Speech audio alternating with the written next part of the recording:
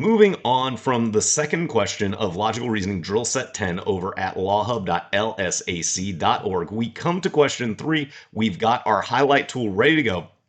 And we're going to read the question stem first, as we always do, to identify what we're being tasked with. Number 3 reads, which one of the following arguments is most similar in its pattern of reasoning to the argument above? So we're going to just highlight most similar in its pattern of reasoning. And since it just says pattern of reasoning, we know we could be looking at an argument that is flawed or an argument that is valid. So we need to go engage the argument first. And because we're looking at a pattern of reasoning style question, we're probably going to highlight the individual pieces in addition to the conclusion this time around. And we'll want to think about how the argument is constructed before going to the answer choices. So starting at the top, the chief biologist at the Coastal Aquarium has reported that all the, we'll just call those S, at the aquarium are at the aquarium's west end. So since all jellyfish are S, probably there are no jellyfish at the east end of the aquarium. Well, there's our conclusion. Oops, and I highlighted just a little bit too much with that S word there. So let's just grab from probably, there we go. And I want to consider how we get to that conclusion. So first, we've got this idea that the chief biologist has done some reporting. So we've got a source. If we believe the source, then things could follow logically. Then we'll switch to our yellow, that all the S's at the aquarium are at the aquarium's west end. So we know that if it's an S, it's at the west end of the aquarium, according to the chief biologist at this aquarium. And then we've got this extra statement about the relationship between jellyfish as being S's. So we know that if it's a J, then it's an S. And we even have an accurate qualifier here, which is that we basically are probably stating the conclusion, not certainly, because we have to believe the chief biologist. So basically the way in which this argument works, we've got a report from a theoretical expert, and that report says that if it's an S, it's at the aquarium's west end. And then we're told that these jellyfish are S's. So the jellyfishes, if we believe these statements or the report from that chief biologist, the jellyfish are going to be at the west end, not at the east end.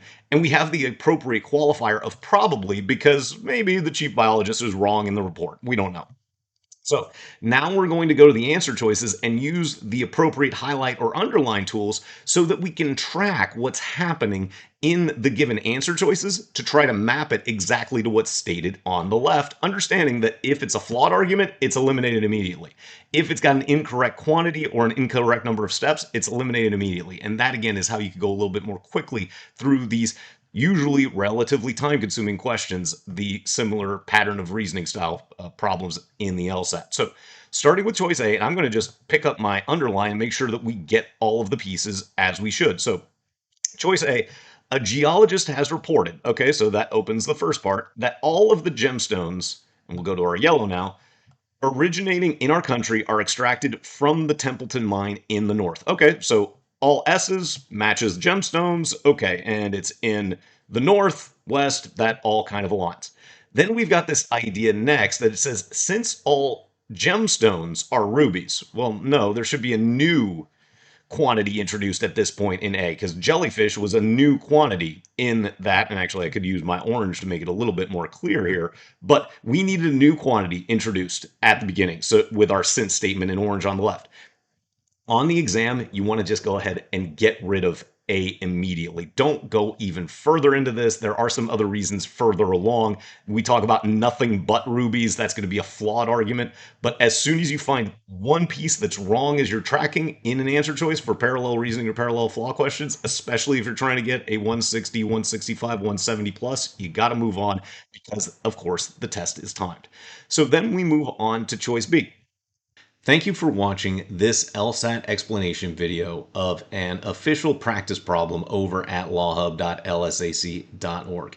If you're enjoying the explanation, please consider becoming a MyGuru member to get early and exclusive access to additional explanation problems to help you on your LSAT journey. You can also like the video and subscribe to become notified when additional practice explanation videos are produced by MyGuru. But for now, let's get back to this explanation.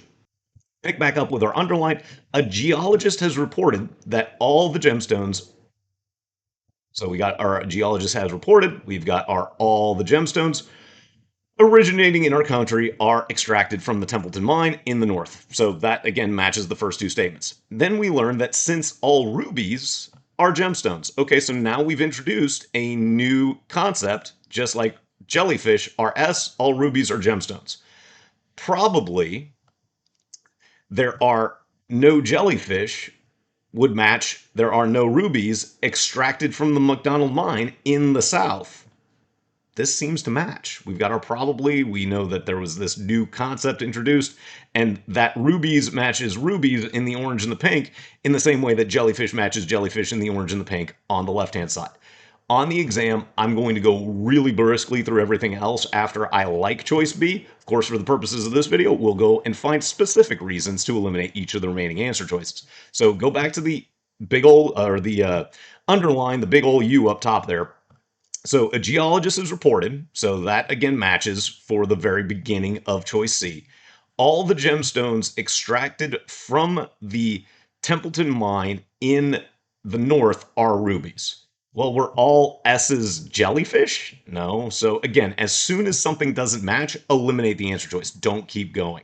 Next, choice D, we'll go back to the underline. A geologist has reported that none of the gemstones. Well, we were talking about all, so why would I introduce none? Goodbye to choice D. Then choice E, a geologist has reported that, oh, whoops, I got a little bit loose there. Let's clean that up. And you may need to be a little bit tighter with just your underlining for these types of questions in particular, your underlining, your highlighting, whatever it may be.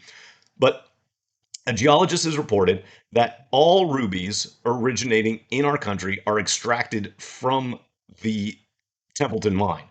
Well, now we're talking about all S are at the aquarium's West End. So I guess this is kind of working so far, although we're like kind of expanding it to like all aquariums, not just one aquarium. And then since some gemstones, oh, that's the same issue as choice A while back. We don't want the gemstones. We needed to introduce the jellyfish in our orange statement, or at least something that would have equated to a new variable such as the jellyfish did.